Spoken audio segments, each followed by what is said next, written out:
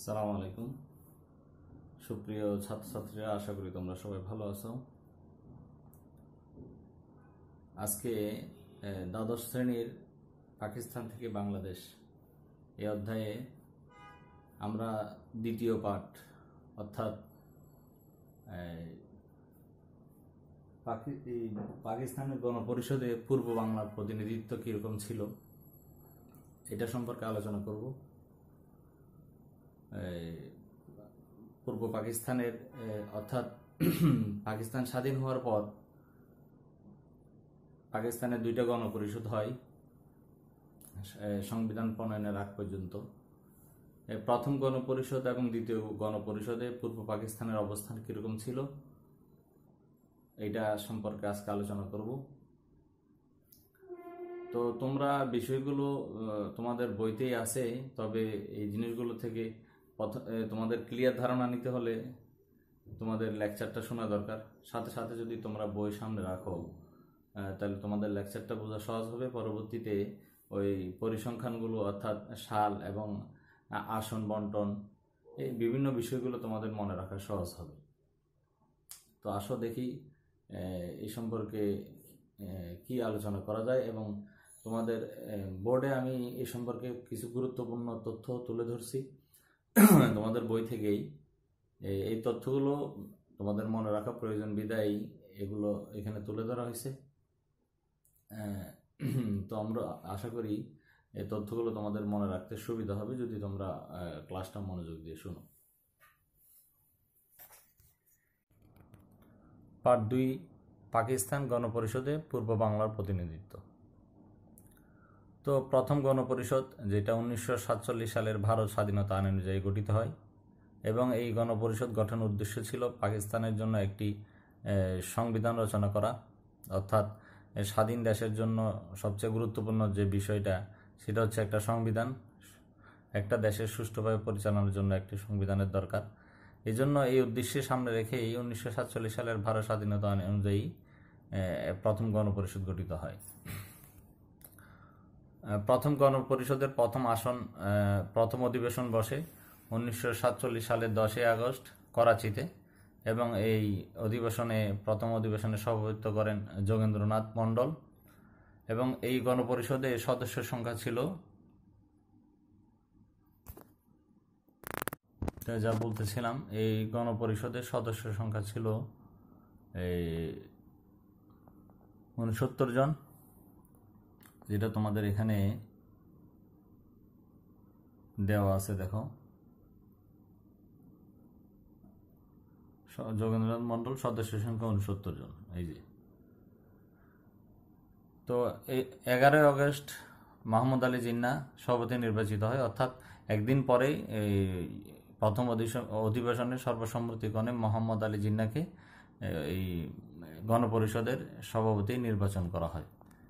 উনি এক বছর পর, অর্থাৎ 1948 সালে 11 আগস্ট উনি মৃত্যুবরণ করেন, এবং ওনার পরে মৌলভী তমিজউদ্দিন খান গণপরিষদের সভাপতি নির্বাচিত হন।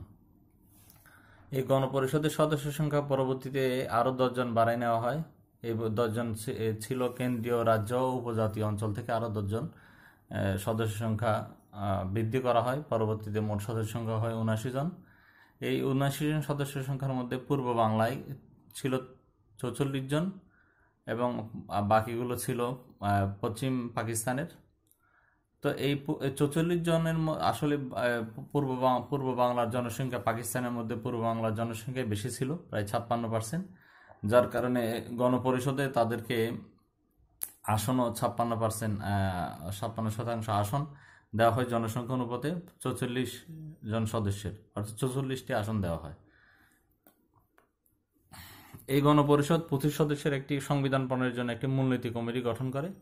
এই মূলনীতি কমিটি যখন রিপোর্ট পেশ করে, তো এই রিপোর্ট নিয়ে পূর্ব বাংলা ও পশ্চিম পাকিস্তানের মধ্যে বিরোধ দেখা দেয়, এবং এরা একটা প্রস্তাব পেশ করা ছাড়া 8 বছরে সংবিধান প্রণয়নের কিছুই করতে পারেনি, শুধুমাত্র একটা প্রস্তাবই পেশ করে। এই প্রস্তাব নিয়ে বিরোধ দেখা দেয়। এই বিরোধ দেখার কারণে গভর্নর জেনারেল গোলাম মোহাম্মদ প্রথম অধিবেশনকে বাতিল করেন 1954 সালের 24 আগস্ট। এ হচ্ছে মোটামুটি প্রথম গণপরিষদের অবস্থা। যেটা তোমাদেরকে এখন দেখানো হলো, এই গণপরিষদের আসন সংখ্যা তোমাদের বইতে দেওয়া আছে, যেখানে তোমাদেরকে আমি বলছি পূর্ব বাংলার জন্য 44 এবং পূর্ব পাকিস্তানের ওইখানে বাকি আসনগুলোর মধ্যে আরও বিভিন্ন পাঞ্জাব, সিন্ধু, উত্তর পশ্চিম সীমান্ত প্রদেশ, বেলুচিস্তান রাজ্য ইউনিয়ন, বেলুচিস্তান, ভাওয়ালপুর, খায়েরপুর, এই উত্তর পশ্চিম সীমান্ত দেশীয় রাজ্যসমূহ, এইগুলো মিলে বাকি আসনগুলো ছিল। অর্থাৎ এই সমস্ত রাজ্যগুলো থেকে সদস্য সংখ্যা নিয়ে মোট সদস্য সংখ্যা 79 জন করা হয়। এই হচ্ছে মোটামুটি প্রথম গণপরিষদের অবস্থা, যা তোমাদেরকে এখন দেখানো হলো। পরবর্তীতে আমরা দেখি দ্বিতীয় গণপরিষদের গভর্নর জেনারেল গোলাম মোহাম্মদ এক অধ্যাদেশ বলে 1955 সালের 29 মে দ্বিতীয় গণপরিষদ গঠন করেন। যেহেতু প্রথম গণপরিষদ প্রায় 8 বছর ব্যাপী সংবিধান প্রণয়নের জন্য কোনো কিছুই করতে পারে নাই এবং শুধুমাত্র একটা প্রস্তাবই পেশ করছে, এই জন্য ওই গণপরিষদকে ভেঙে দেওয়া হয়, যা পাকিস্তানের ইতিহাসে প্রথম গণপরিষদ নামেই পরিচিত। এরপরেই গভর্নর জেনারেলের অধ্যাদেশ বলে দ্বিতীয় গণপরিষদ গঠিত হয় 1949 সালের 29 মে। যেহেতু বিষয়গুলো সালের এবং বিভিন্ন গুরুত্বপূর্ণ বিষয়, এখানে তোমাদের জিনিসগুলো মনে রাখতে হলে বারবার তোমাদের জিনিসগুলো দেখতে হবে এবং বুঝে নিতে হবে, সিকোয়েন্সটা বুঝতে হবে, মানে কতজন সাল, এগুলো তোমরা যদি ঘটনাটা মনে রাখতে পারো তবে এগুলো মনে রাখা তোমাদের জন্য সহজ হবে। তো দ্বিতীয় গণপরিষদ গঠন করার পরেই ওরা পূর্ব বাংলার লোকদেরকে বঞ্চিত করার জন্য সংবিধান প্রণয়নে যাতে তাদের সুবিধা বেশি হয়, অর্থাৎ পশ্চিম পাকিস্তানের কেন্দ্রীয় সরকার যারা ছিল তারা পশ্চিম পাকিস্তানি ছিল, যার কারণে পশ্চিম পাকিস্তানের যেহেতু প্রথম গণপরিষদে বাঙালিদের আসন সংখ্যা বেশি ছিল, তো দ্বিতীয় গণপরিষদে জনসংখ্যার ভিত্তিতে সদস্য সংখ্যা বন্টন না করে ওরা তখন একটা চুক্তি করে, যেটা 1955 সালে মারি চুক্তি নামে পরিচিত। 7 জুলাই যে এই চুক্তি হয় গভর্নর জেনারেল, এই মারি চুক্তিতে সংখ্যা সাম্য নীতি নামে একটা নীতি প্রণয়ন করে, নীতি চাপিয়ে দেওয়া হয়, যে নীতির মধ্যে পূর্ব বাংলাকে বঞ্চিত করার জন্য মানে সংখ্যা সাম্য নীতি প্রণয়ন করে। অর্থাৎ তখন মোট গণপরিষদের মোট আসন সংখ্যা করা হয় 80, যেখানে পূর্ব বাংলার জন্য 40 এবং পশ্চিম পাকিস্তানের জন্য 40, যেটা জনসংখ্যার ভিত্তিতে হয় নাই। অর্থাৎ আগের প্রথম গণপরিষদের অনুযায়ী এখানে দ্বিতীয় গণপরিষদে পূর্ব বাংলার আসন সংখ্যা অনেক কমিয়ে দেওয়া হয়। এখানে আরেকটা কথা, ওই পূর্ব বাংলার নামও এখানে পরিবর্তন করা হয় 8 জুলাই। 7 জুলাই মারি চুক্তি হয়, 8 জুলাই পূর্ব বাংলার নাম পরিবর্তন করে পূর্ব পাকিস্তান নামকরণ করা হয়। এটা একটা গুরুত্বপূর্ণ তথ্য। তো এই দ্বিতীয় গণপরিষদে মোট সদস্যের সংখ্যা ছিল 80, যেটা বললাম।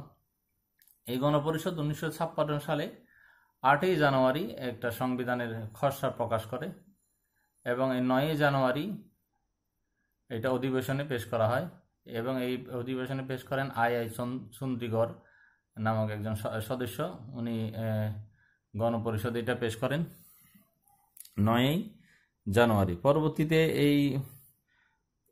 এই প্রস্তাব নিয়ে বিভিন্ন ধরনের আলোচনা চলতে থাকে এবং 29 ফেব্রুয়ারি গণপরিষদে এই প্রস্তাব পাশ হয়, অর্থাৎ সংবিধানটা পাশ হয় এবং 23 মার্চ 1956 সালের 23 মার্চ লাহোর প্রস্তাব দিবসে সংবিধান কার্যকর হয়।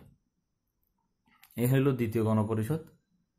এবং ওই দ্বিতীয় গণপরিষদেই একটা সংবিধান প্রায় 9 বছর পর একটা সংবিধান প্রণয়ন করে। তবে এই সংবিধানেরও আসলে মেয়াদকাল ছিল মাত্র 2 বছর। 1958 সালে আবার সামরিক সরকার এসে সংবিধানকে বাতিল করে।